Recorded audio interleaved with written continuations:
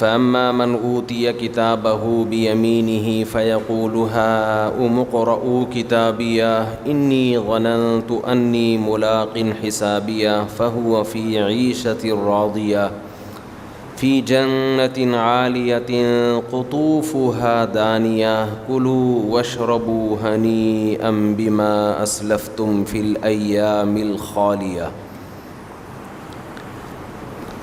آج بارش کی وجہ سے لوگ بہت کم ہیں، تھوڑا مختصر بیان کا ہی ارادہ ہے۔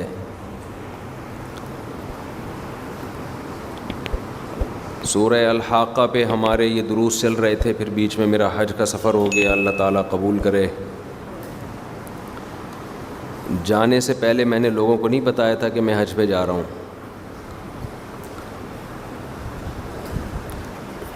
وجہ اس کی یہ تھی کہ لوگ خامخواہ کی مبارکبادیں، پھر ٹینشن، ایک آتے ہوئے بھی نہیں بتایا کہ میں کب آ رہا ہوں۔ اس لیے کہ ہم لوگ کا حج کون سا کوئی نیا تیر مارتے ہیں ہم وہاں جا کے جو لوگ استقبال کریں اور پھول لے کے کھڑے ہوں۔ یہ بھی خطرہ ہوتا ہے کہ پتہ نہیں قبول ہوا ہے کہ نہیں ہوا۔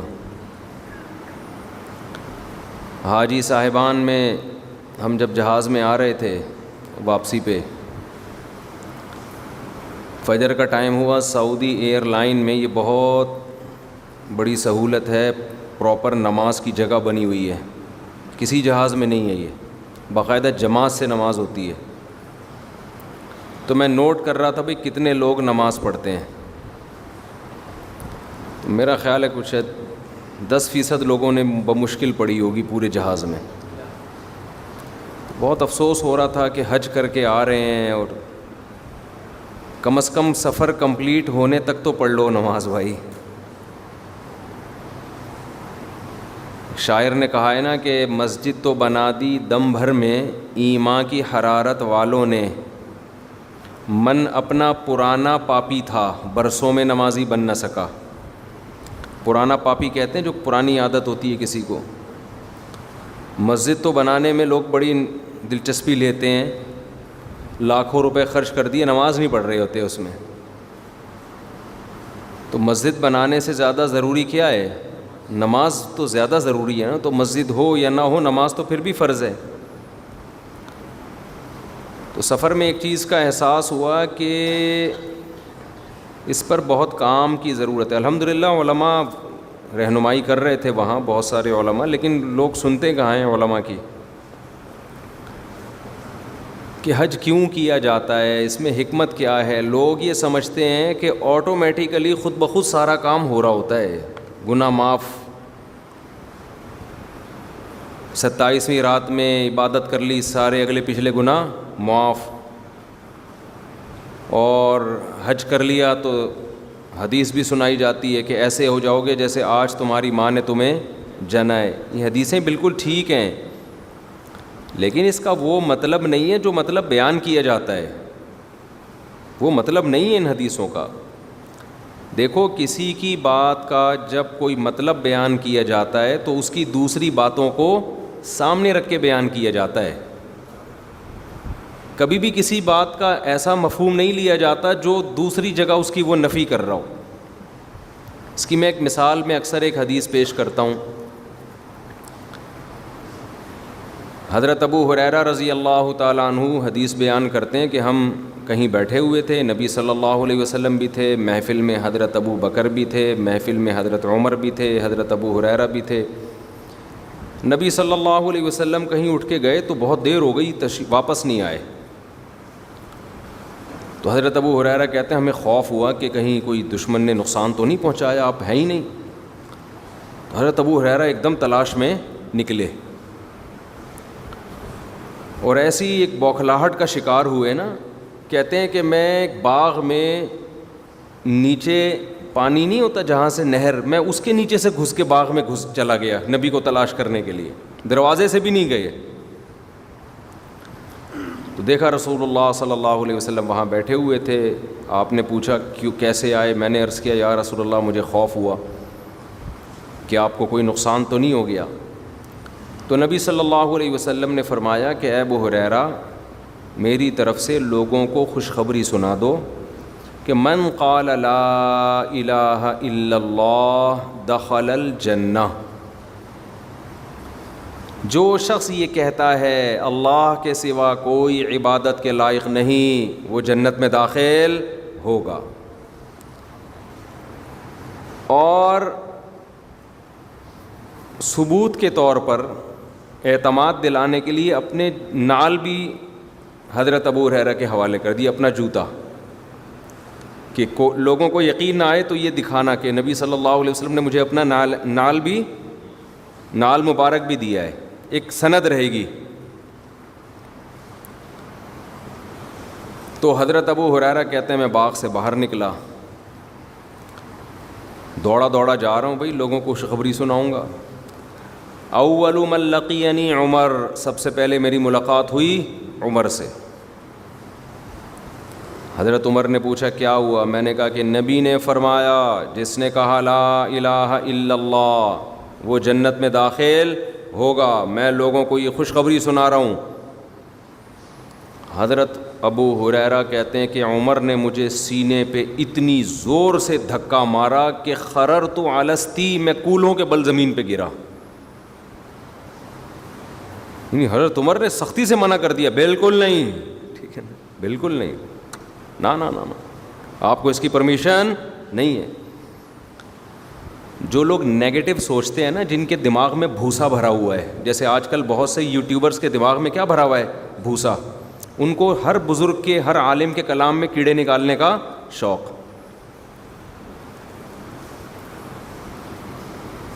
تو وہ یہاں بھی کچھ الٹی سیدھی بات کہہ لیں گے کہ حضرت عمر نے حدیث سن کے دھکا دے دیا، یہ تو معاذ اللہ اسلام سے معاذ اللہ کفر ہو گیا۔ او بھائی، یہ بھی غیرت اور حمیت کہ لوگ نبی کی بات کا مطلب سمجھیں گے نہیں۔ جب آپ اچھی تعویل کرنا چاہو تو اچھی کر سکتے ہو، جب آپ کے دماغ میں نفرت کا بھوسا بھرا ہوا ہو تو ہر اچھی بات بھی آپ کو کیا نظر آتی ہے؟ غلط۔ مولانا اشرف علی تھانوی کا خواب تھا نا، اس نے کہا مجھے خواب آیا، اس مرید نے، کہ مجھے اشرف علی رسول اللہ خواب میں آیا۔ تو جن کے دماغ میں بھوسا بھرا ہوا ہے وہ کہتے ہیں ختم نبوت کے منکر۔ جو دماغ سے اچھا سوچتے ہیں انہوں نے کہا دیکھو، انہوں نے اشرف علی تھانوی رحمۃ اللہ علیہ نے اس کی تعبیر کی، ایسی تعبیر کی جو شریعت کے مطابق، یہ نہیں کہا کہ واقعی میں اللہ کا رسول ہوں، بلکہ کہا کہ بھئی یہ اس کی یہ تعبیر ہو سکتی ہے کہ شاید میں متبع سنت ہوں، میں نبی کو فالو کرتا ہوں۔ یہ ایک اچھی تعبیر نکال لی۔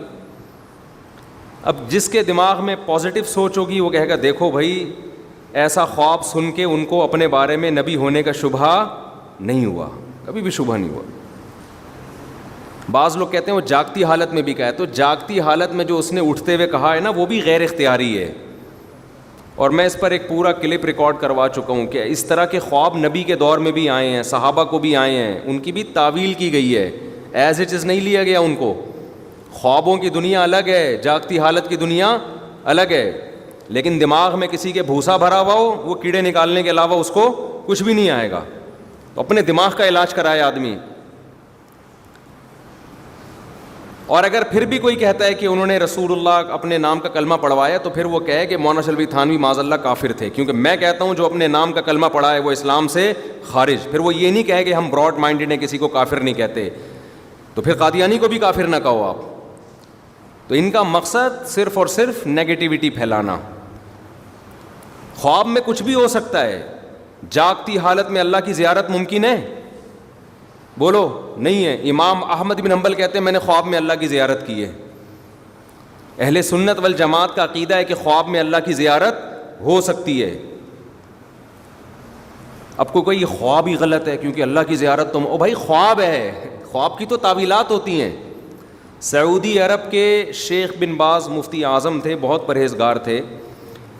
اس زمانے میں ہمارے ایک دوست حج کر کے آئے تو انہوں نے بتایا کہ وہاں ایک خواب بڑا مشہور ہے۔ خاتون نے شیخ بن باز کو فون کر کے بتایا کہ میں نے ایک عالم کو دیکھا کہ بیت اللہ کا برہنہ طواف کر رہا ہے بغیر کپڑوں کے، اس خواب کی تعبیر بتائیں۔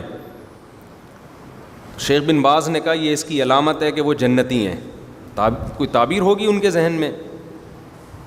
اس عورت نے پھر کہا کہ وہ میں نے آپ کو دیکھا ہے، پہلے نام نہیں بتایا اس نے۔ تو بیچارے ایک ہفتے تک روتے رہے. دماغ میں بھوس بھرا ہوا ہو تو آپ کیا تعبیر نکالو گے؟ یہ گستاخ ہے، اولیاء کی گستاخ. علماء کو کہہ رہی ہے برہنہ طواف. بھائی خواب ہے، خواب کو حقیقت پر تھوڑی رکھا جاتا ہے، اس کی تو تعویلات ہوتی ہیں. اور اگر نیند سے بیدار ہوتے ہی کسی کی زبان سے ایسے کلمات نکلے، وہ بھی اس خواب کے اثرات کی وجہ سے، اس پہ بھی شریعت میں کوئی آبجیکشن نہیں ہے. ختم نبوت پہ جتنا علماء دیوبند نے کام کیا تمہارے باپ سوچ بھی نہیں سکتا، اس کا تمہارے تصور نہیں کر سکتے جتنا. یہ تو تھے ہی نہیں یہ لوگ جو اب علماء دیوبند پہ اعتراضات کر رہے ہیں، یہ تو اس دور میں سو رہے تھے، ان کو پتہ ہی نہیں تھا کیا ہو رہا ہے دنیا میں. ساری قربانیاں ختم نبوت کی حفاظت کے لیے ان علماء نے دی. آج انہی پہ کیچڑ اچھالا جا رہا ہے.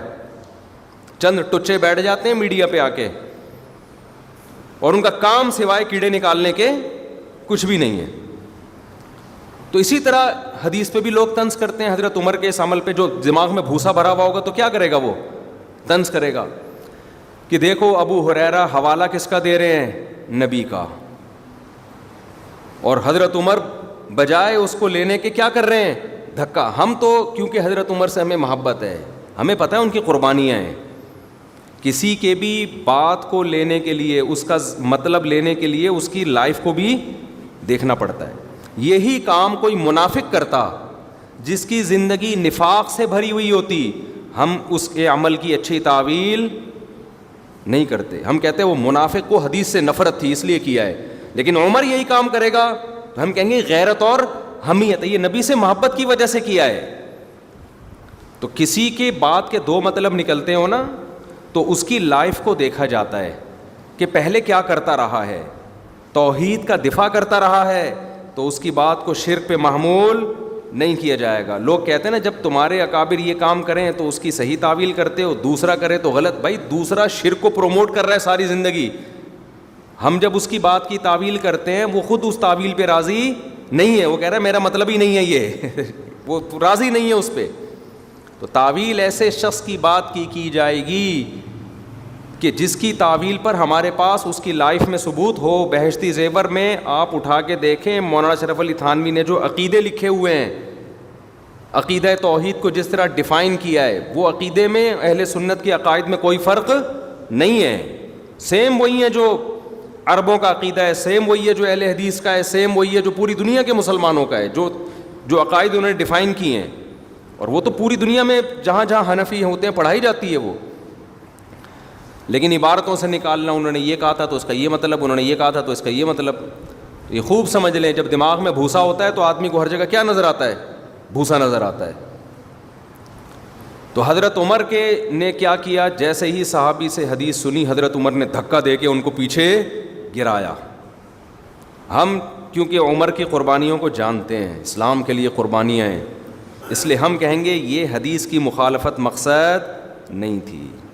اس کا مقصد تھا حدیث کا دفاع، قرآن و سنت کا دفاع. کیوں؟ آگے اس کی تفصیل آ رہی ہے. حضرت ابو ہریرہ کہتے ہیں میں بھاگتا ہوا گیا واپس، روتا ہوا نبی کے پاس. میں نے عرض کیا یا رسول اللہ ایسے کیا عمر نے میرے ساتھ. آپ بھی غصہ نہیں ہوئے؟ آپ نے حضرت عمر سے پوچھا ایسا کیوں کیا؟ تو حضرت عمر نے فرمایا یا رسول اللہ اذا یتکل الناس، لوگ یہ حدیث سنیں گے تو اسی پر اعتماد کر کے بیٹھ جائیں گے. لوگ سمجھیں گے اب ہمیں عمل کی ضرورت بولو نہیں ہے، تو اس سے اسلام کو فائدہ ہوگا نقصان ہوگا؟ نقصان ہوگا، بد عمل بن جائیں گے لوگ. عقل مند لوگ تو سمجھ جائیں گے بھائی لا الہ الا اللہ کا مقصد اس کے لوازمات کے ساتھ، کلمہ توحید کا اقرار کرے، اس کے لوازمات ہیں، عملی زندگی میں بھی اس کو لے کر آئے. لیکن عام آدمی کیا سمجھے گا کہ بس زبان سے کہہ دیا لا الہ الا اللہ، ہم کہاں گئے؟ سیدھا جنت میں. تو نبی نے حضرت عمر کے اس عمل کی مخالفت نہیں کی، بلکہ کتنے مواقع ایسے ہیں نبی نے حکم دیا، حضرت عمر نے مشورہ دیا نا ایسا نہیں، آپ یوں کریں. قرآن کی آیتیں نازل ہو گئیں کس کی تائید میں؟ حضرت عمر کی تائید میں. تبھی تو نبی نے فرمایا اللہ نے عمر کی زبان پہ حق کو جاری کر دیا ہے. تو جیسے عمر کے ساتھ بعض لوگ کر رہے ہیں نا، ان کے اپنے دماغ میں بھوس ہے، ایسے ہی ائمہ اربعہ کے ساتھ بھی کر رہے ہوتے ہیں، محدثین کے ساتھ بھی کر رہے ہوتے ہیں. ایک حدیث ہے آپ کے سامنے آئی، آپ اس کا مطلب کچھ اور لے رہے ہو، ابو حنیفہ کچھ اور لے رہے ہیں، آپ کے دماغ میں چونکہ بھوسا بھرا ہوا ہے تو آپ سمجھ رہے ہو ابو حنیفہ حدیث کے مخالف ہیں. بھائی وہ کچھ اور, ان کی رائے کچھ اور ہے, اس حدیث کا مفہوم ان کی نظر میں کچھ اور ہے, اور ان کا علم آپ سے 20 گنا زیادہ ہے. تو علاج کس کا ضروری ہے؟ بھوسے کا, جو دماغ میں بھرا ہوا ہوتا ہے. جب انسان اچھے نیت سے سوچتا ہے تو اس کو لوگوں میں خوبیاں نظر آتی ہیں. ہاں ایسی خامی جس کی کوئی تعویل ہی ممکن نہ ہو, اس میں دفاع کرنا جائز بولو نہیں ہے, یہ اکابر پرستی ہے. پھر آپ کے کسی بزرگ نے ایسا کام کیا جس کا کوئی صحیح مطلب نہیں بنتا ہے, وہ 100% غلط ہے, تو اس کو غلطی کہا جائے گا. پھر اس بزرگ کو غلط کہا جائے گا کہ نہیں, اس کا اصول یہ ہے کہ خامیاں خوبیاں پلس مائنس کی جائیں گی. خامیاں خوبیاں کیا کی جائیں گی؟ Plus minus. تو کسی کا نام لے کے واقعات بیان کرنا مناسب نہیں ہوتا, لیکن کچھ ایسے واقعات ہوتے ہیں نام لے بغیر سمجھ میں نہیں آتے. وہ سعید انور سے میری ملاقات ہوئی, ماشاءاللہ اب حج میں بہت کام کر رہے ہیں, اتنا اللہ ان سے تبلیغ کا کام لے رہا ہے, میں تو ان کے کام کو دیکھ کے حیران ہوا. اب آج کل بیانات میں نا, میں نے بھی جتنے بیان سنے, سعید انور بھائی بھی سنتے ہیں بیان, ہو سکتا ہے یہ بات بھی ان تک پہنچ جائے, امیدیں ناراض نہیں ہوں گے. ہر بیان میں کھانا کم کھاؤ. کھانا نبی ایک ٹائم کھاتے تھے اور ایک ڈش ہوتی تھی. اب انہوں نے مینا میں, وہاں مکہ میں بڑا اچھا بیان کیا, میں بھی بیٹھ گیا, بڑی تمیز سے بیٹھا, میں سیکھنے کی نیت سے بیٹھا کہ بھائی اچھی بات کہیں سے بھی بیٹھا.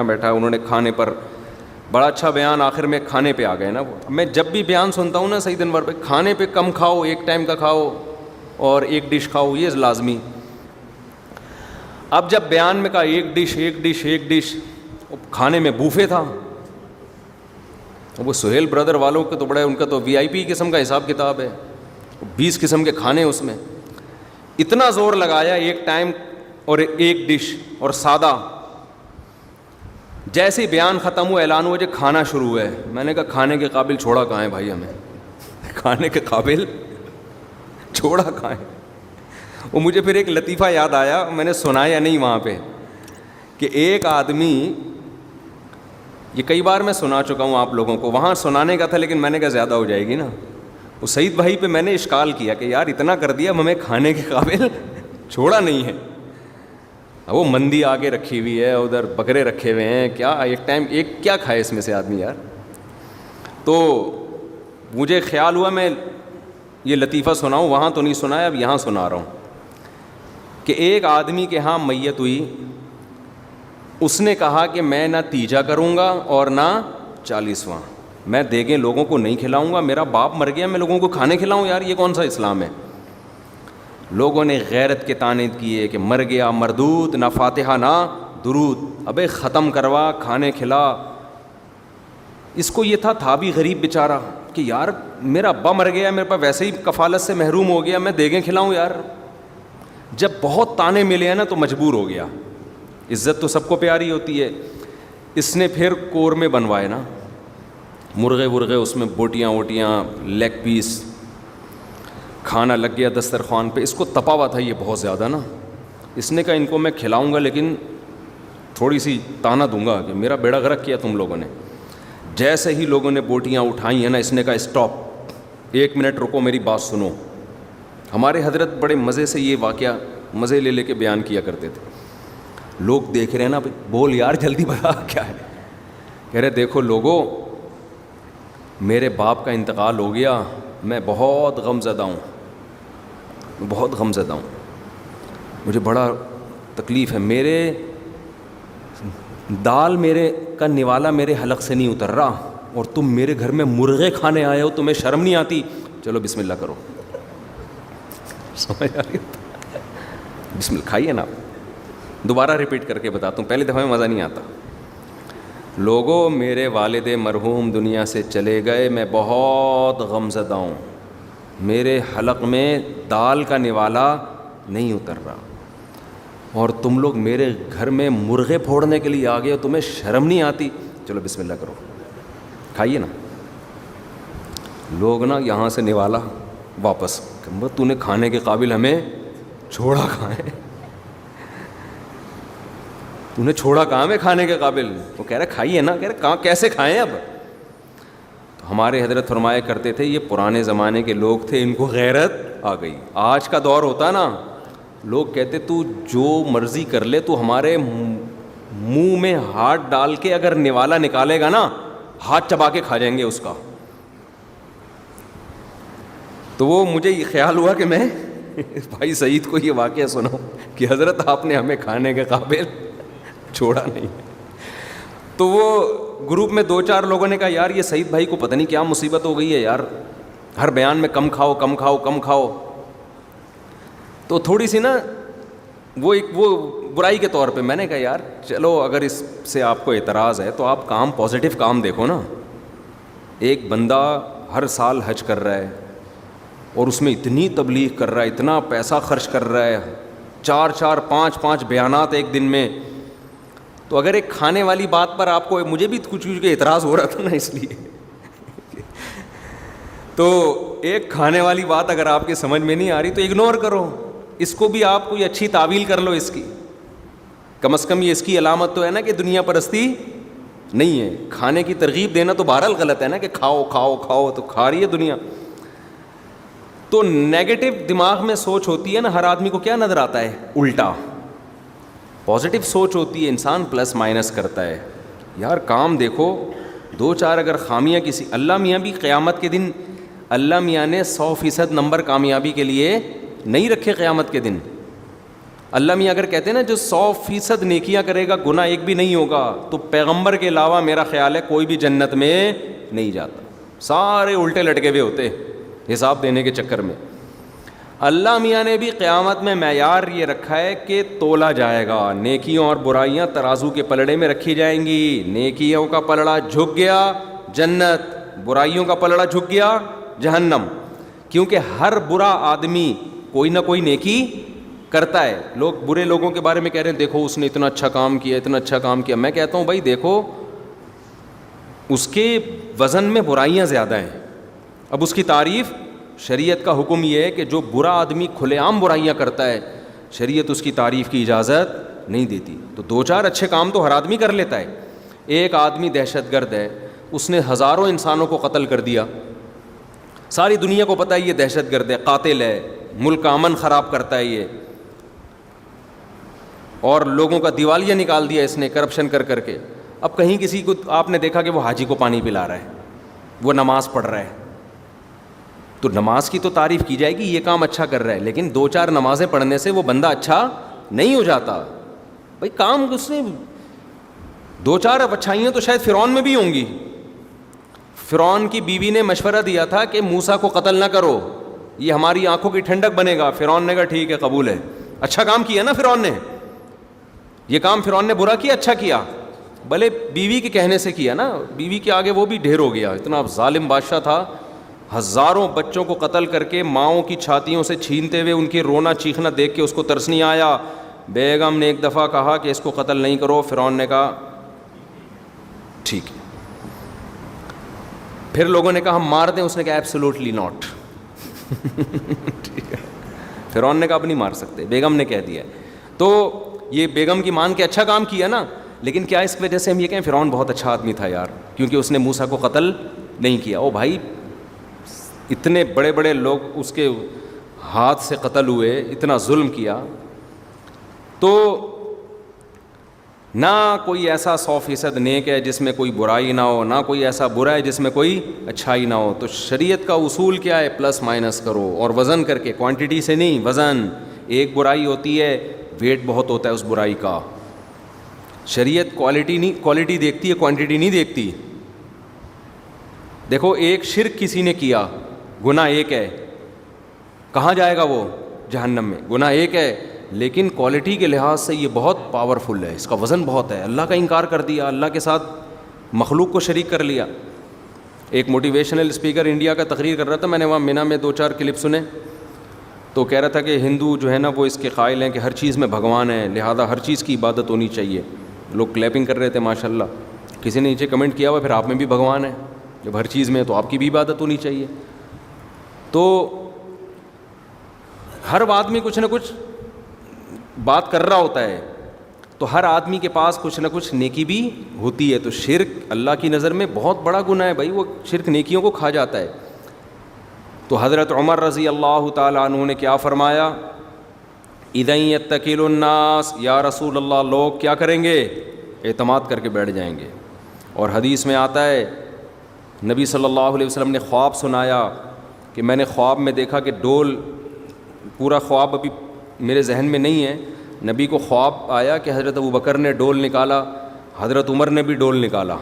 تو آپ نے فرمایا میں نے اتنا طاقتور نہیں دیکھا جتنا عمر کو دیکھا میں نے, ڈول کھینچ کے نکالا. یہ تعبیر تھی کہ عمر کا دور حکومت سب سے بہترین ہوگا اسلامی تاریخ میں, پاور بہت تھی, طاقت بہت تھی. تو جس نے صلح حدیبیہ میں نبی صلی اللہ علیہ وسلم نے جب صلح کی ہے, سارے صحابہ کو اشکال تھا کہ بھئی ہم دب کے صلح کیوں کر رہے ہیں, ہم عمرہ کیے بغیر احرام کیسے اتار دیں, احرام باندھ کے بغیر عمرہ کیے احرام کھول دینا ایسے جیسے نیت باندھ کے نماز توڑ دینا سلام پھیرے بغیر. تو یہ تو بڑا ایک شریعت میں بھی جرم سمجھا جاتا ہے. تو یا رسول اللہ ہم کیسے کر دیں. حضرت ابوبکر نے فرمایا, حضرت ابوبکر نے کوئی اعتراض نہیں کیا کہ بھئی اللہ اس کے رسول ہم سے بہتر جانتے ہیں, جو حکم دے رہے ہیں ہم فالو کریں گے. حضرت عمر غضبناک ہو گئے, یا رسول اللہ کیا آپ اللہ کے رسول نہیں ہیں, کیا ہم دین برحق نہیں ہیں. اب جس نے طنز کرنا ہے حضرت عمر پہ وہ کہے گا دیکھو ابو بکر تو نبی کی مان رہے ہیں, عمر نہیں مان رہے. او بھائی یہ نام ماننے کی وجہ بھی دینی غیرت اور دینی حمیت ہے, اسلام سے محبت ہے. کیوں حضرت عمر یہ سمجھ رہے تھے کہ عین ممکن ہے یہ نبی کا اپنا اجتہاد ہو, یہ اللہ کا حکم. بھائی ایسا بھی تو ہوا ہے نا, نبی صلی اللہ علیہ وسلم نے خود ایک رائے دی ہے, اس میں وحی کی اس سے تائید نہیں ہوئی. تو آپ یہ سمجھ رہے تھے کہ یہ نبی کی اپنی ایک رائے ہے, تو وہ سمجھ رہے تھے آپ بشر کے طور پر ایک رائے دے رہے ہیں. تو بشر کے طور پر جب آپ صلی اللہ علیہ وسلم کوئی رائے دیں گے تو وہ صحیح بھی ہو سکتی ہے اور غلط بھی ہو سکتی ہے. ہاں غلط رائے پر اللہ نبی کو قائم رکھتے نہیں ہیں, اس پر علماء کا اجماع ہے کہ نبی اگر بشر ہونے کے ناطے کوئی رائے دیں اور وہ اللہ کے علم میں غلط ہو تو وحی کے ذریعے اس کی اصلاح ہوتی ہے, کیونکہ ہمیں حکم نبی کو فالو کرو ہے نا. تو اگر نبی کی رائے غلط نکلی تو ہم فالو کیوں کریں گے اس میں, تو اس لیے اللہ اس رائے پر نبی کو قائم نہیں رکھتے. تو حضرت عمر کا خیال یہ تھا کہ نبی جو کچھ کر رہے ہیں یہ آپ کی اپنی ذاتی رائے کر رہے ہیں, لیکن اس میں ہماری کمزوری دشمن کے سامنے ظاہر ہو رہی ہے. دشمن یہ سمجھے گا کہ ہم غلط ہیں, ہم نے کمپرومائز کر لیا ہے, ہم حق پر نہیں ہیں. یہ ساری باتیں دینی غیرت اور اپنی ذات کی بیس پہ نہیں تھیں, اپنا نقصان نہیں. ان کو کس کا نقصان نظر آ رہا تھا, اسلام کا. تو جس کو عمر سے محبت ہوگی وہ کہے گا بھائی حضرت عمر نے جو کچھ کیا اسلام کی اور نبی کی محبت میں کیا. اس کی مثال ایسے ہے جیسے آپ کے ابا بیمار ہیں, وہ علاج نہیں کر رہے, پرہیز نہیں کر رہے. ابا کہہ رہے ہیں مجھے شوگر, مجھے پتا ہے, یہ 2 لڈو لے کر آ میرے لیے.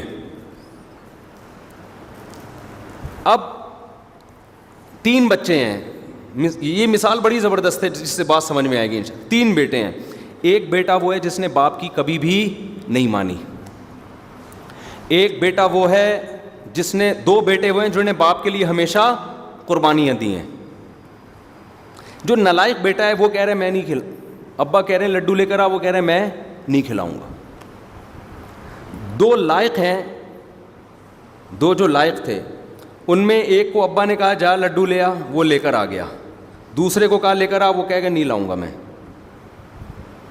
مثال سمجھ میں آ رہی ہے. ابا ہیں شوگر کے پیشنٹ, ابا نے حکم دیا 3 بیٹوں کو کہ جاؤ کیا لے کر آؤ میرے لیے, مٹھائی, اور میں آرڈر کر رہا ہوں لازمی لانی ہے. ایک کمبخت نالائق جس نے زندگی میں کبھی بھی باپ کی بات مانی نہیں تھی, وہ کہہ رہے میں نہیں لے کر آ رہا. بلکہ اور اچھی کرنے کے لیے 4 بیٹے فرض کر لو. 2 نالائق تھے جنہوں نے زندگی میں کبھی باپ کی بات نہیں مانی, ہمیشہ وہ یہ چاہ رہے تھے باپ مرے تاکہ ہم اس کی وراثت پہ قبضہ کریں. ان کے اعمال سے لگ رہا ہے کہ یار یہ ہمیشہ باپ کے مرنے کا انتظار کر رہے ہیں. تو ان دونوں نالائقوں میں ایک فوراً گیا مٹھائی لے آیا, دوسرے نے کہا میں نہیں لے کر آؤں گا. باپ کہہ رہا ہے لے کر آؤ, کہہ رہا کچھ بھی کر لو نہیں لے کر آؤں گا. آپ تعویل یہاں آپ ان کی اچھی تعویل نہیں کرو گے, دونوں کو غلط قرار دو گے. آپ بولو گے کہ یار یہ جو مٹھائی لے کر آیا ہے نا اصل میں اس کی نیت ہے ابا کھائیں اور مریں. دوسرا کہے تم نیگیٹو سوچتے ہو. ہم کہتے ہیں نیگیٹو نہیں سوچتے, اس نے تو کئی دفعہ زہر دینے کی کوشش کی ہے. ہمیں پتہ ہے یہ جو آج اتنا فرما بردار بنا ہوا ہے نا یہ اس لیے نہیں بنا ہوا, یہ اس لیے بنا ہوا ہے کہ ابا مٹھائی کھائیں اور ابا کی شوگر ہائی ہو اور ابا مریں. اس کے اعمال سے پتہ چل رہا ہے. دوسرا جو کہہ رہے ہیں نہیں ابا غصے لعنتیں کر رہے ہیں, بد دعائیں دے رہے ہیں, کہہ رہے ہیں نہیں لے کر آؤں گا, وہاں بھی ہم کوئی اچھی تعویل کرنے کی ضرورت نہیں ہے. ہم کہیں گے اس نے بھی کم بخت نے کئی دفعہ زہر دے کے ابا کو مارنے کی کوشش کی ہے, اب جو یہ نہیں لا رہا نا اس کی نیت ہے ابا ڈپریشن اور ٹینشن سے مر جائیں. یہ آپ کرو گے اور صحیح کرو گے بالکل. بھائی ہم حالات بتا رہے ہیں, ان کے اپنا عمل بتا رہے ہیں. جس نے زہر دے کے مارنے کی کوشش کی ہو, آپ کو اچھی لاجک تلاش کرنے کی کیا ضرورت ہے. لیکن جو دو بڑے بیٹے جو ہر وقت ابا ابا کرتے رہتے تھے, ایک مٹھائی لے آیا, اس کی بھی آپ اچھی لاجک تلاش کرو گے, یار اس سے ابا کے ہوں گی مخالفت برداشت, یہ ابا کو ٹینشن میں نہیں دیکھ سکتا, یہ اس لیے اس نے اطاعت کا جذبہ اس میں بہت ہے. دوسرا کہے گا خام خواہ کی اطاعت ہے. یار کوئی اگر آپ پہ اعتراض کر رہا ہے خام خواہ کی اطاعت, شوگر کے مریض کو کون مٹھائی کھلاتا ہے, تو آپ کہو گے یار ہو سکتا ہے اس نے پہلے سے گولی بھی چھپا کے رکھی ہو کہ جیسی ہائی ہوگی فوراً کھلا دوں گا, اس کا اس کے پاس آلٹرنیٹ موجود ہو. کیونکہ آج تک اس نے ہمیشہ ابا کو بچانے کی کوشش دی, ابا کو 10 دفعہ خون دے چکا ہے, یہ ابا کی ٹینشن لیتا ہے, برین ہیمریج اس کو ہوا تھا ابا کی ٹینشن میں. تو یہ آدمی غلط, یہ مٹھائی کھلا کے بھی غلط نہیں ہے. دوسرا بھی اسی طرح فرما بردار ہے, ابا کے لیے کئی موقع پہ اس نے جان بچانے کی کوشش کی, اپنی جان دے کے کوشش کی جان بچاؤں میں, اپنی جان کو خطروں میں ڈالا. ابا اس کو کہہ رہے ہیں مٹھائی لائے, کہہ رہے ہیں کچھ بھی ہو جائے نہیں لے کر آؤں گا. یہاں آپ یہ نہیں کہیں گے ابا کو ٹینشن دے رہے, یہاں کہیں گے بھائی ابا کی نہیں ماننا, کیوں, تاکہ ابا کو بچائے. اس کو ابا کی بات کی کوئی پرواہ نہیں. ابا کہہ رہے ہیں مٹھائی لا, کہہ رہے ہیں بھائی ابا آپ کچھ بھی کرو میں نہیں لے کر آؤں گا. برداشت کر رہا ہے, کیوں, اس کو پتہ ہے یار یہ شوگر کے پیشنٹ ہیں. جیسے مائیں بچوں کو مار مار کے کھلا رہی ہوتی ہیں نا, تو یہ محبت میں مار رہی ہوتی ہیں کہ کھا لے کسی طریقے سے. تو 4 آدمی ہیں, چاروں کا عمل ایک دوسرے کے متضاد ہے, لیکن 2 کے عمل کی اچھی تعویل کرو گے اور 2 کے عمل کی آپ بری لاجک تلاش کرو گے. تو جتنے ائمہ ہیں, محدثین, بزرگان دین, جن کی دین کے لیے قربانیاں ہیں, ان کی عبارتوں میں, ان کی کتابوں میں اگر آپ کو ایسی چیز نظر آئے جس کا غلط مفہوم نکلتا ہے, شریعت حکم دیتی ہے اس کی تعویل کر کے کون سا مفہوم مراد لو, اس کو صحیح لاجک تلاش کرو اس کی. کیوں, ان کا ماضی بتا رہا ہے کہ یہ اللہ کو ماننے والے تھے, ان کی اسلام کے لیے قربانیاں.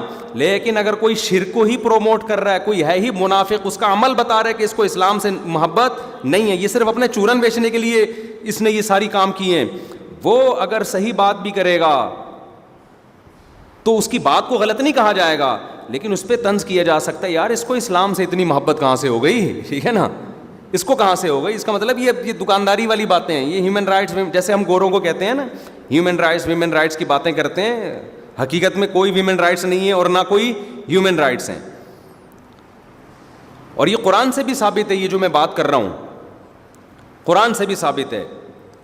موسیٰ علیہ السلام جب فرعون کے پاس گئے نا دعوت دینے کے لیے, تو فرعون نے کہا کہ اے موسیٰ الم نربی کا فینا ولیدن, میں نے احسان کر کے تجھے اپنے محل میں پالا ہے, تو وہ احسان بھول گیا میرا.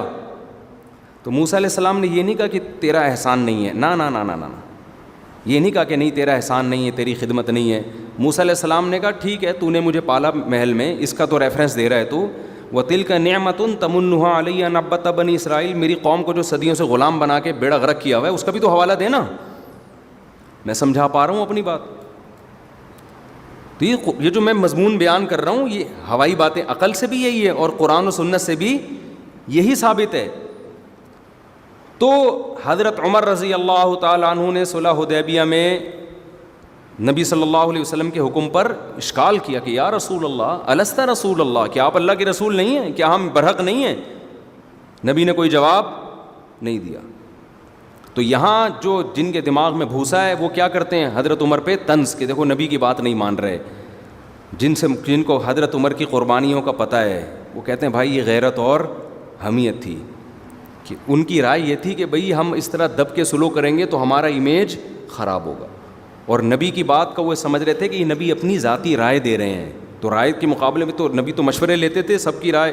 بعض دفعہ صحابہ کی رائے نبی کی رائے کے موافق ہوتی تھی, بعض دفعہ مخالف. جیسے غزوہ احد میں نبی کی رائے یہ تھی کہ ہم مدینہ کے اندر رہ کے لڑیں گے, بعض صحابہ کی رائے یہ تھی ہم مدینہ سے باہر جا کے لڑیں گے, تو نبی نے اپنی رائے چھوڑ دی. اب ہم ان صحابہ پہ فتویٰ تھوڑی لگائیں گے, کہ نبی کی رائے کے مقابلے میں اپنی رائے کیوں دے رہے ہو بھائی؟ نبی کی رائے ہم مدینہ کے اندر، اور بعض صحابہ کیا کہہ رہے ہیں مدینہ کے باہر. اصولی طور پر تو جب نبی کی رائے سامنے آ گئی تو ان صحابہ کو رائے دینے کا حق ہی نہیں تھا، لیکن کیوں رائے دی انہوں نے؟ اور نبی بھی ان پہ طنز نہیں کیا، اس لیے کہ وہ سمجھ رہے تھے کہ نبی یہ جو رائے دے رہے ہیں یہ وحی نہیں ہے، یہ نبی کی اپنی ذاتی رائے ہے. اور قرآن میں یہ ثابت ہوا، قرآن نازل ہوا کہ وہ رائے غلط تھی.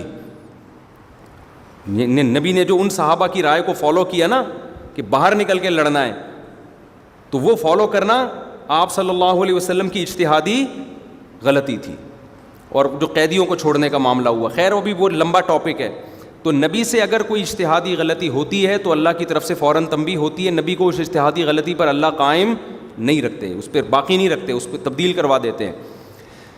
تو کہاں سے کہاں بات چلی گئی؟ تو میں اصل جو بات لے کے چل رہا تھا، یہ درمیان میں جو بات آئی نا کہ آپ کسی کی زندگی دیکھتے ہو قربانیوں سے بھری ہوئی ہے، تو پھر اس کی غلطیوں سے پہ پردہ بھی ڈالتے ہو، اس کی غلطی کی اچھی تعویل بھی کرتے ہو. یہ قرآن و سنت ہی سے ثابت ہے. اور اگر آپ کو کسی سے ذاتی بغض ہے، نفرت ہے، دماغ میں آپ کے بھوسا بھرا ہوا ہے، تو ہر اچھی چیز میں بھی آپ کیا کرتے ہو؟ الٹی سیدھی لاجک تلاش کر رہے ہوتے ہو. آپ اس کو اس شخصیت پرستی پہ، اور جو وہ دفاع کرے تو کہتے ہیں لوگ شخصیت پرست نہیں ہے. تو میں جو اصل مضمون لے کے چلا تھا وہ جلدی سے مکمل کرتا ہوں کہ نبی صلی اللہ علیہ وسلم نے فرمایا تھا نا من قال لا الہ الا اللہ دخل الجنہ. تو حضرت عمر نے کیوں رکوا دیا کہ بھائی لوگ اس حدیث کو لیں گے، قرآن کی باقی آیتوں کو چھوڑ دیں گے. تو یہی آج کل ہو رہا ہے. حدیث میں آتا ہے لیلۃ القدر کی جس نے عبادت کی. میرے سعودیہ میں ایک عرب ملے تو کوئی فقہ سے متعلق بات چل رہی تھی، تو میں نے ان سے پوچھا مدینہ یونیورسٹی میں جب لیکچرار پڑھاتے ہیں تو ترجیح کیسے دیتے ہیں؟ جیسے مختلف فقہ کے اقوال ہیں، ایک قول ابو حنیفہ کا ہے، امام شافعی کا قول ہے، امام احمد بن حنبل کا قول ہے، فلانا قول ہے. تو جو لیکچرار ہے یونیورسٹی میں پڑھانے والا، وہ کس بیس پر ترجیح دیتا ہے کہ یہ رائے درست ہے اور یہ کیا ہے غلط؟ انہوں نے کہا جہاں صحیح حدیث ہوگی اس رائے کو صحیح قرار دیا جاتا ہے. میں نے کہا صحیح حدیث تو بعض دفعہ دونوں کے پاس ہوتی ہے بھائی. صحیح حدیث ابو حنیفہ کے پاس بھی ہے، امام شافعی کے پاس بھی ہے. کہہ رہے نہیں جو اصح، جو زیادہ صحیح ہو. اچھا وہ خود بھی یونیورسٹی میں تھے، بڑی پوسٹ پر رہے ہیں وہ. تو کہتے ہیں جب بغیر تعویل کے جو صحیح حدیث پیش کرے گا، حدیث پیش کرے صحیح لیکن اس میں تعویل نہ کرے، اس رائے پہ فتویٰ دیا جاتا ہے. تو میں نے ان سے تو زیادہ بحث نہیں کی، میں نے یہ بولیں گے میرے سے بحث کر رہے. تو یہ بات کہہ دینا بہت آسان ہے. مجھے خیال ہوا میں ان سے ایک حدیث پیش کرتا ہوں کہ صحیح حدیث ہے. رسول اللہ صلی اللہ علیہ وسلم سے پوچھا گیا یا رسول اللہ، زمانہ جاہلیت میں عورت زندہ دفن کر دیتی تھی بچے کو، تو اس کے بارے میں کیا حکم ہے؟ صحیح حدیث ہے، آپ نے فرمایا الواعدۃ والموعودۃ فی النار. دفن کرنے والی اور جس کو دفن کیا گیا، حدیث کا ظاہری مطلب یہی ہے، بغیر تعویل کے یہی مطلب ہے، اگر تعویل نہ کرو. جس کو دفن کیا گیا اور جس نے دفن کیا، دونوں جہنم میں. اب بتاؤ یہ حدیث جیسے ہی آپ کے سامنے آئے گی فوراً ایک اشکال ہوگا نا کہ جس بچی کو دفن کیا جا رہا ہے اس بیچاری کا کیا قصور ہے بھائی، اس کو کیوں؟ اب مجھے خیال ہوا میں نے لیکچرار سے پوچھوں یہاں اس بغیر تعویل کے جو آپ کہہ رہے ہیں کہ ہم صحیح حدیث پہ فتویٰ دیتے ہیں بغیر تعویل کے، یعنی جو حدیث میں تعویل کرے اس کو ہم غلط قرار دیتے ہیں، جو بغیر تعویل کے حدیث میں جیسے جیسے لکھا ہے اس کو فالو کریں ہم اس کو کیا کرتے ہیں؟ ہم صحیح. ان سے تو میں نے بحث نہیں کی، لیکن میں آپ سے یہ بات کر رہا ہوں کہ بغیر تعویل کے اگر آپ حدیث لے لو تو اس سے تو یہ نظر آ رہا ہے کہ وہ جو بیچاری معصوم بچی ہے وہ کہاں جائے گی؟ بولو نا، جہنم میں. یہی وجہ ہے کہ کسی نے بھی اس حدیث کو ایز اٹ از نہیں لیا ہے، اس حدیث میں تعویلات کی ہیں. کیوں؟ اس لیے کہ اس حدیث سے جو مفہوم ظاہر ہو رہا ہے وہ دیگر درجنوں احادیث اور قرآنی آیات کے خلاف ہے. علامہ ابن قیم رحمہ اللہ لکھتے ہیں کہ سورہ تکویر میں اللہ کا ارشاد ہے وَإِذَا الْمَوْعُودَةُ سُئِلَتْ بِأَيِّ ذَنبٍ قُتِلَتْ. قیامت میں اللہ عدالت کے کٹہرے میں زندہ دفن کی ہوئی بچی کو لا کے پوچھے گا بتا تجھے کس جرم میں قتل کیا گیا. تو جس بچی کو بغیر جرم میں قتل کیا گیا اس کے بغیر جرم کے قتل کی وجہ سے اللہ باپ سے انتقام لے رہا ہے, تو اللہ بغیر جرم کے اس کو کیوں سزا دے گا بھائی؟ اس آیت سے واضح پتہ چل رہا ہے کہ نہیں چل رہا؟ اسی وجہ سے جتنے محدثین ہیں اس حدیث کی تعویل کرتے ہیں, وہ تعویلات کیا ہیں؟ وہ ایک بعض نے کہا صلہ محذوف ہے, الوالدہ سے والموعودہ سے مراد ہے والموعودۃ لہا, وہ عورت جس کے لیے دفن کیا گیا, یعنی وہ بچی نہیں, وہ بچی جس کے لیے دفن کیا گیا. موعودۃ لہا, جس کے لیے اس بچی کو دفن کیا گیا, یعنی اس کی ماں کے لیے, ماں راضی تھی اس عمل پہ یا باپ راضی تھا, تو جس کو خوش کرنے کے لیے کام کیا گیا وہ مراد ہیں. بعض نے اس کا مفہوم یہ بیان کیا کہ قیامت کے دن جو کافروں کے بچے دنیا میں سے جاتے ہیں, قیامت میں اللہ ان کو بالغ کر کے امتحان لے گا, ان سے آزمائش میں. یہ بھی بہت مضبوط قول ہے, بعض روایتیں بھی اس کی تائید میں ملتی ہیں. اللہ اعلم بما كانوا عاملین, حدیث میں آتا ہے کہ اللہ کو پتہ ہے انہوں نے کیا عمل کرنا تھا, تو یہ عمل کروایا جائے گا ان سے. پھر جو جنت والے اعمال کرے گا وہ جنت میں, جو جہنم والے اعمال کرے گا وہ جہنم میں. تو نبی کو اس بچی کے بارے میں معلوم تھا کہ اللہ نے علم دیا ہوگا کہ جب اس کو قیامت کے دن آزمائش میں ڈالا جائے گا تو یہ شرک کو قبول کرے گی.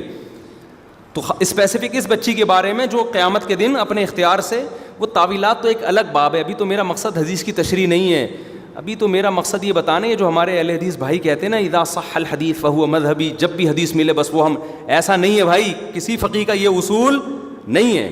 حدیث کو متواتر حدیث کے مقابلے میں دیکھا جاتا ہے, قرآن کے مقابلے میں دیکھا جاتا ہے. قرآن جگہ جگہ حدیث میں آ رہا ہے والموعودۃ فی النار, جس کو دفن کیا گیا وہ بھی جہنم میں, لیکن قرآن درجنوں مقام پہ کہہ رہا ہے ولا یظلم ربک احدا, تیرا رب کسی پہ ظلم نہیں کرے گا. وما کنا معذبین حتی نبعث رسولا, جب تک ہم پیغمبر کو بھیج کے حجت تمام نہ کر دیں کسی قوم کو ہم عذاب نہیں دیتے. تو بچی پر تو حجت تمام ہی نہیں ہوتی ہے نا, اتنی ساری آیتیں ہیں. تو اتنی ساری آیتوں کے ہوتے ہوئے آپ ظاہر ہے کیا کرو گے, اس حدیث کا وہ مفہوم بیان کرو گے جو قرآن کے موافق ہے اور خود نبی کی دیگر تعلیمات کے موافق ہے. تو یہ ان کے سامنے تو میں نے اتنی تفصیل نہیں کی. اصل میں یہ ان کو یہ سمجھانا چاہ رہا تھا, لیکن میں نے کہا ان سے بحث کرنا بہت مشکل کام ہوتا ہے وہاں پہ, کہ یہ جو مذاہب اربع ہیں نا, ان میں سے ایک کو فالو کیے بغیر آپ کا گزارا نہیں ہے, ورنہ ہر لیکچرار آئے گا اپنی تقریر جھاڑ کے چلا جائے گا, کنفیوژن کے علاوہ کچھ بھی حاصل نہیں ہوگا. ایک آدمی ایک حدیث کا کچھ مفہوم بیان کر رہا ہے دوسرے دلائل کی روشنی میں, ایک دوسرا اس حدیث کا کچھ مفہوم بیان کر رہا ہے دوسرے دلائل کی. تو اسی وجہ سے فقہاء نے اصول فقہ وضع کیے ہیں کہ ہم حدیث کو کیسے لیں گے. ہر ایک کے اپنے اپنے اصول ہیں. امام ابو حنیفہ کے اپنے اصول ہیں, امام شافعی کے اپنے اصول ہیں, امام احمد کے اپنے اصول ہیں, امام مالک کے اپنے, تھوڑا تھوڑا میجر اصول تو سب کے 99% ایک ہی جیسے ہیں. 1 یا 2% اصول ایسے ہیں جن میں کیا ہے, اختلاف ہے. تو ایسے ہی تھوڑی فقہاء نے اتنی محنتیں کی ہیں اور بس آپ کہہ رہے ہیں جو بھی میرے سامنے حدیث آ گئی میں کیا کروں گا, عمل کروں گا. امام شافعی کے سامنے حدیث آئی, انہوں نے اس پہ عمل نہیں کیا, ان کے سامنے دوسری حدیث تھی, انہوں نے اس کو اصل بنایا, اس میں تعویل کی. ابو حنیفہ کے سامنے حدیث آئی, انہوں نے اس کو اصل بنایا, اس میں تعویل کی. تو ایک پورا باب ہے. تو اس طرح تو لیکچرار کا فقہ تو رائج ہوگا دنیا میں جو وہ کہہ رہے ہیں. لوگ مجتہدین سے کیا ہو جائیں گے, بدگمان لوگ کہیں گے یار اتنی صحیح حدیث موجود ہے اور ان کا فتویٰ اس کے خلاف ہے. ان کا تبھی اکثر یہ لوگ جو اس طرح کی سوچ رکھتے ہیں, نتیجہ کیا نکلتا ہے, وہ سمجھتے ہیں کہ میں ٹھیک ہوں, باقی سارے مجتہدین ائمہ وہ کیا تھے, وہ غلط تھے. ہمارے ایک دوست ہیں سلفی ہیں, میری بڑی اچھی دوستی ہے ان سے, اور بڑے معتدل قسم کے سلفی ہیں, میری بڑی گپ شپ ہے. وہ اکثر مجھے سلفی علماء کے فتوے بھیجتے رہتے ہیں, حدیث بھی لکھ کے بھیجتے رہتے ہیں. تو انہوں نے مجھے ایک فتویٰ بھیجا شیخ صالح العثیمین رحمہ اللہ تعالیٰ کا. ان کی نیت یہ تھی کہ میں اس فتوے کو شائع کروں, لیکن چونکہ معتدل ہیں, اچھے آدمی, یعنی فتنہ پرست ٹائپ کے نہیں ہیں, تو میری تو ظاہر ہے ایسے ہی لوگوں سے دوستی ہوگی نا جو کیا ہوں, معتدل ہوں. تو وہ سلفی عالم تھے, پراپر عالم بھی نہیں ہیں, یعنی علماء میں اتنے علماء میں بیٹھے ہیں کہ نیم عالم تو بن ہی گئے ہیں. تو انہوں نے مجھے کہا کہ یہ جو اتنے زیادہ قربانیاں آج کل گھروں میں ہو رہی ہیں, شوہر الگ قربانی کر رہا ہے, بیوی الگ قربانی, یہ اسراف ہے. پھر شیخ صالح العثیمین رحمہ اللہ سعودیہ کے بڑے عالم ہیں, ان کا فتویٰ انہوں نے مجھے بھیجا کہ نبی صلی اللہ علیہ وسلم نے جب بھی قربانی کی ہے خود کی ہے, آپ کی کسی زوجہ سے قربانی ثابت, بول لو نا بھائی کیا ہو گیا, نہیں ہے. تو لہذا آج جو یہ اتنی زیادہ قربانیاں ہو رہی ہیں نا, یہ اسراف ہے. تو میں نے ان کو نا محبت سے, میں نے عربی میں ان کا بھی, وہ عربی میں آیا تھا, میں نے ان کو بھی جواب اسی زبان میں دی عربی میں. میں نے کہا ان سے کہا کہ دیکھیں نبی صلی اللہ، یہ جو مسئلہ ہے نا یہ اختلافی ہے، چاروں ائمہ میں کیا ہے؟ اختلافی مسئلہ ہے کہ گھر کے سربراہ کی طرف سے قربانی کافی ہے یا جو بھی صاحب نصاب ہے، مالدار ہے، الگ سے قربانی کرے گا کہ نہیں کرے گا. تو میں نے کہا امام احمد بن حنبل کی رائے یہی ہے جو شیخ صالح العثیمین نے ذکر کی ہے کہ بھئی گھر کا سربراہ بعض اسلاف سے ہمیں ملتا بھی ہے، اس کا ثبوت مصنف ابن شیبہ میں روایت ہیں، بعض اسلاف سے یہ بات ثابت ہے، حدیث میں تو کوئی تذکرہ نہیں ہے اس کا، لیکن بعض اسلاف سے یہ بات ثابت ہے. ان کی یہ رائے تھی کہ گھر میں ایک سربراہ بس قربانی کر دے تو سب کی طرف سے کافی ہے، اس میں سب کے لیے کرنا ضروری نہیں ہے. تو میں نے ان سے کہا، میں نے کہا ٹھیک ہے، لیکن جو مسئلہ ائمہ اربعہ میں کیا ہے؟ اختلافی ہے، اور پورے بر صغیر انڈیا پاکستان میں امام حنیفہ کی فقہ کو فالو کیا جاتا ہے. یہاں میں شیخ صالح العثیمین کے فتوے پھیلاؤں گا، اس سے انتشار کے علاوہ کچھ بھی نہیں ہوگا. اور امام حنیفہ کی جو رائے ہے وہ بھی کمزور نہیں ہے. یہ جو آپ نے کہا کہ نبی صلی اللہ علیہ وسلم کی زوجات قربانی نہیں کرتی تھی، نبی کرتے تھے سب کی طرف سے، تو زوجات جو تھیں وہ فقر کے انتہا کو پہنچی ہوئی تھیں. آج بھی اگر کسی کی بیوی مالدار نہیں ہے تو ہم کب کہتے ہیں وہ قربانی کرے؟ ہم تو اس کو منع کریں گے، یار تمہارے پاس پیسے ہیں نہیں، تم اپنے آپ کو اتنی ٹینشن میں کیوں ڈال رہی ہو؟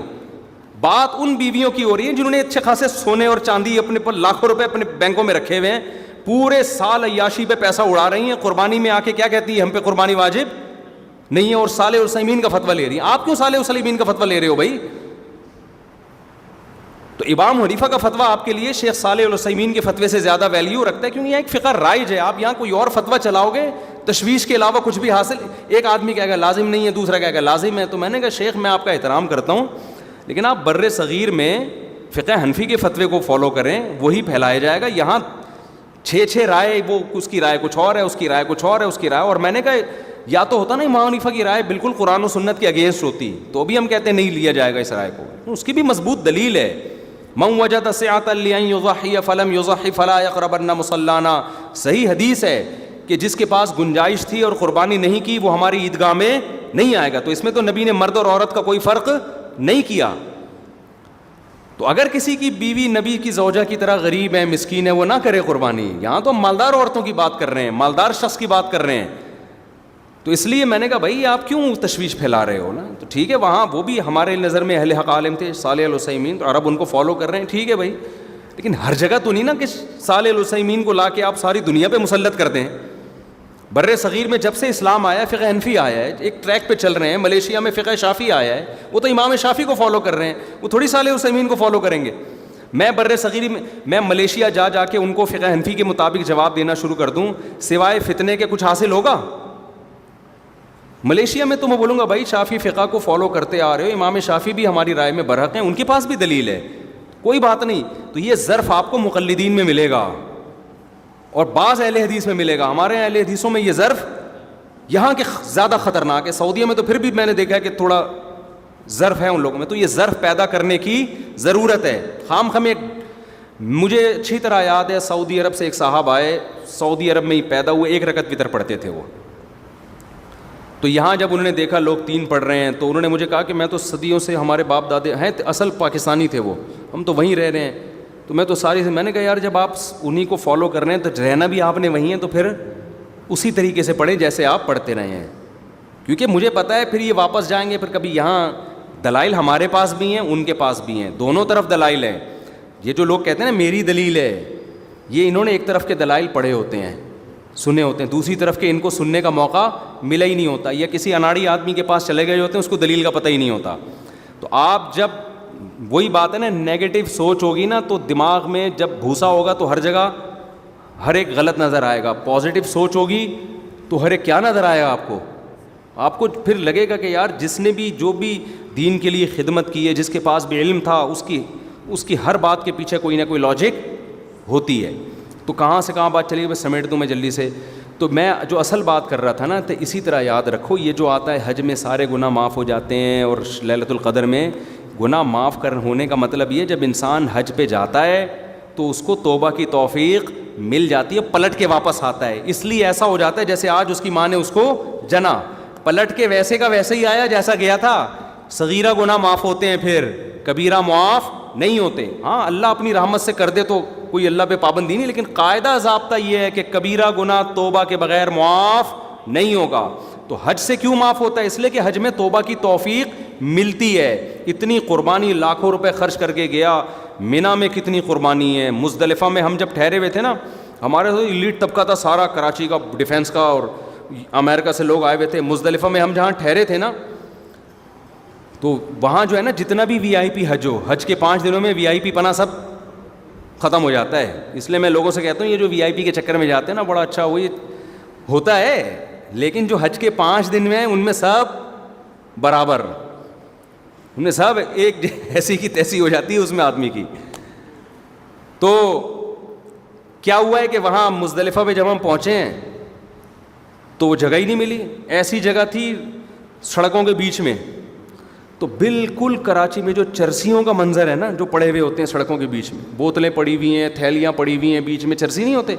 میں نے تو وہاں بیان میں ان حاجیوں سے بہت معذرت کر کے کہا, میں نے کہا میں ایک بات آپ لوگ کے بارے میں کہنا چاہتا ہوں. مینا میں نے بیان میں کہا کہ آپ لوگ جب مزدلفہ میں ٹھہرے تھے نا, بالکل کراچی کے چرسی اور ہیروئنچی مجھے یاد آ رہے تھے. ہم بھی وہیں پڑے ہوئے تھے. کتنی قربانی ہے یار. جو لوگ کبھی ایئر کنڈیشن سے باہر نہ نکلے ہوں, وہ مٹی میں بیٹھے ہوئے ہیں اور پڑے ہوئے ہیں, احرام کی چادریں دائیں بائیں ہو رہی ہیں, خواتین بھی ایسے ہی بیچاری پڑی ہوئی ہیں, اور وہ بہت مشکل ہوتا ہے. مزدلفہ سب سے ڈینجرس ہے کیونکہ وہاں خیمے ویمے بھی نہیں ہیں, کیونکہ قیام بہت. پھر اس کے بعد جو پیدل چلنا شروع ہوتے ہیں, پاؤں میں چھالے پڑ گئے لوگوں کے. بس میں بیٹھنے والا اس سے زیادہ بیچارہ رسوا ہو جاتا ہے. اتنی لمبے یعنی ٹریفک پھنس جاتی ہے, الٹیاں لگ جاتی ہیں لوگوں کو. تو یہ سارے مجاہدے اللہ کروا کے کیا کرتا ہے, اپنی محبت کی چنگاری دل میں پیدا کر دیتا ہے حاجی کے دل میں. کیونکہ جس کے لیے آپ قربانی دیتے ہیں اس کی محبت خود بخود دل میں پیدا ہوتی ہے. لوگ کہہ رہے ہوتے ہیں نا, یہ بکرا میں نے بڑی محنت سے پالا ہے, کہتے ہیں نا کیسے گلے میں چھری پھیروں. اور جو ایک بکرا وہ ہے جو اسی دن لا کے کاٹ دو آپ, اس میں نہ بکرے کو افسوس ہو رہا ہوتا ہے کیا خیال ہے, اور نہ آپ کو. جب آپ اس کو پالتے ہو, اس کی مینگنیاں صاف کرتے ہو, روزانہ نہلا رہے ہو اس کو, پھر بکرا بھی رو رہا ہوتا ہے اور کاٹتے ہوئے آپ بھی رو رہے ہوتے ہو. تو اسی طرح حاجی سے اللہ اتنی قربانی لے لیتے ہیں. پھر حج کی ساری عبادتیں خلاف عقل ہیں. رمی ہو رہی ہے, بھائی کیا ہے یہاں پہ, بس ایسے ہی ہے. ابراہیم نے رمی کی, نبی نے رمی کی علیہ السلام اور صلی اللہ علیہ وسلم, تو آپ بھی کرو. لاکھوں حاجی جا رہا ہے اور ٹھک ٹھک ٹھک, ایک ایسا ایمان والا منظر ہوتا ہے نا رمی میں, اتنی اتنی سی کنکریاں, لیکن رش کی وجہ سے ایسی آوازیں, ٹھک ٹھک ٹھک ٹھک ٹھک ایسے آوازیں آ رہی ہیں. بھئی یہ کیا ہو گیا, بس سب دیوانے ہو گئے ہیں. اللہ نے کہا چلو اب اس کو کنکری مار کے آگے بڑھو, اگلے والے کو مارو. ایک عجیب منظر ہوتا ہے. اتنا تیل نکلوا لیتے ہیں اللہ تعالیٰ, اتنا پسینہ نکلوا دیتے ہیں, اور اتنی مجاہدہ ہو جاتا ہے کہ اللہ کی محبت کی چنگاری پتھر دل میں بھی پیدا ہو جاتی ہے. اسے کچھ خیال آتا ہے یار ہم مسلمان ہیں, تو اس کو پھر توبہ کی توفیق ملتی ہے. آج کل کیوں نہیں مل رہی, بتانے والا ہی نہیں بتا رہا ہوتا کہ ہم توبہ کے لیے آئے ہیں یہاں پہ. وہ ٹریول ایجنسی نے شروع سے گائیڈ ہی نہیں کیا ہوتا. ٹریول ایجنسی میں نے یہ بتایا ہوتا ہے کہ جاؤ گے اگلے پچھلے سارے معاف. تو جو بہن کی وراثت, بعض تو بہن کی وراثت کے پیسوں سے حج کرنے جا رہے ہوتے ہیں, وہ کھا کے گئے, وہی کھا کے دوبارہ ایک اور دکان پہ قبضہ کر لیا, اگلے سال پھر معاف کرانے چلے گئے, پھر آ گئے. بھئی ایسے 1 کروڑ حج بھی کر لو گے, ایسے نہیں ہوگا حساب کتاب. حج زندگیوں کو کیا کر دیتا ہے, چینج. ہمارے حضرت ہر سال حج کرتے تھے, عمرہ بھی کرتے تھے. پھر جب حج مشکل ہو گیا تو پھر عمرہ شروع کر دیا حضرت نے. عمر بھی زیادہ ہو گئی تھی, مشکل ہو گیا تھا. تو اتنے پرہیزگار تھے, اتنے رونے دھونے والے, اللہ کی یاد میں گناہ سے بچنے والے. لیکن ہمیں یاد ہے حضرت عمرے سے واپس آتے ہوئے فرما رہے تھے کہ مجھے شرم آ رہی ہے واپس جاتے ہوئے. اللہ کہے گا جیسا گیا تھا کہیں ویسے ہی آ گیا, تو کچھ تبدیلی نہیں آئی تیرے اندر. تو حالانکہ وہ تو پورے دین پہ چلتے تھے. ان کو یہ خوف تھا اپنے بارے میں کہ کہیں اللہ یہ نہ پوچھ لے کہ تو میرے گھر کی زیارت کر کے آیا ہے, اب بھی ویسے کا ویسا ہی ہے جیسا پہلے تھا. تو یہ جذبے سے جب آپ جاتے ہو نا عمرہ کرنے, حج کرنے, پھر جو آپ کے اندر تبدیلی آتی ہے, تو واقعی وہ تبدیلی آپ کے گناہوں کو ایسا صاف کر دیتی ہے کہ یوم ولدت امہ, جیسے آج تمہاری ماں نے تمہیں جنا ہے. اور اگر آپ گئے اور ویسے کے ویسے ہی واپس آ گئے, وہی نمازیں گول ہو رہی ہیں, وہی ماں باپ کے ساتھ بدتمیزی, وہی سٹے لگ رہے ہیں, آتے ہی گٹکے کی دکان پہ گیا حاجی ٹھیک ہے نا. ہم جب حج پہ ابھی آ رہے تھے, ہمارے ساتھ ساتھی تھے نا, تو وہ سعودی ایئر لائن میں LCD لگی ہوئی ہوتی ہے, تو وہ بٹن ان کا لگ گیا, فلم لگ گئی اس پہ نا, غلطی سے بٹن دب گیا, بیچارے نے جان کے نہیں کیا, اب وہ بٹن دبانے فلم ہٹ ہی نہیں رہی, وہ بیٹھے ہوئے ہیں نا, اب وہ سامنے ہی لگی ہوئی ہے اور انڈین فلم چل رہی ہے. اب لوگ کہہ رہے ہیں بھائی, لوگ, مجھے اچھا لگا لوگوں کا یہ نا, لوگ کہہ رہے ہیں بھائی 40 دن تو گزرنے دیتا, حج سے تو واپس جا رہا ہے, 40 دن تو گزرنے دے, اس کے بعد دیکھ لینا. وہ کہہ رہا ہے یار غلطی سے بٹن دب گیا, بند نہیں ہو رہا مجھ سے, واقعی نہیں ہو رہا تھا ان سے نا کہ کون سے بٹن سے بند ہو. ہم نے بھی پھر, ہمارے تھوڑی گپ شپ ہو گئی تھی, ہم نے بھی تھوڑا مذاق شروع, ہم نے کہا یار ابھی اس شیطان کو پتھر مار کر آ رہے ہو, ابھی پتھر مارے شیطان کو, اور آتے ہی شیطان کو فالو کرنا شروع کر دیا. کہہ رہے مجھے صاحب غلطی سے بٹن دب گیا یار, ہل نہیں. خیر وہ کسی نے ریموٹ سے ذریعے پھر وہ چینل چینج کیا. تو میں نے کہا چلو اتنا احساس ہے کہ یار فلم 40 دن کے بعد جا کے دیکھ لیں, ابھی کم از کم فلم فوراً تو نہ دیکھیں نا, ابھی تو گھر پہنچے نہیں ہیں, ابھی سے فلمیں شروع ہو گئی. تو لیکن بہت سے لوگوں میں یہ جذبہ نہیں ہوتا. بعض لڑکیاں یہ کرتی ہیں, پورا وقت اسکارف میں گزرا اور جیسے ہی واپسی کا سفر ہوا ہے بال کھول لیے بالکل اسکرٹ, اور اسی اسٹائل میں آ گئی بالکل جیسے کچھ ہوا ہی. یار تھوڑا سا تو خدا کا خوف کرو یار, کچھ تو تبدیلی پیدا کریں. انٹرٹینمنٹ تھوڑی ہے حج, کوئی تفریح کے لیے تھوڑی گئے تھے آپ. تو اس لیے کوشش کریں بھائی حج عمرہ اس نیت سے ہو کہ ہمیں اپنے آپ کو اندر سے تبدیل کرنا ہے, اور یہ حج آپ کی زندگی بدلے گا انشاءاللہ. تو یہ جذبہ ہوگا تو پھر گناہ بھی معاف ہوتے ہیں. یہ جذبہ نہیں ہوگا, وہی قتل, وہی ظلم, وہی زیادتی, وہی بدماشی. تو بھائی ایسے تو سینکڑوں حج بھی, ثواب تو پھر بھی مل جائے گا حج کا, لیکن وہ مقصد تھوڑی حاصل ہوگا. مفتی صاحب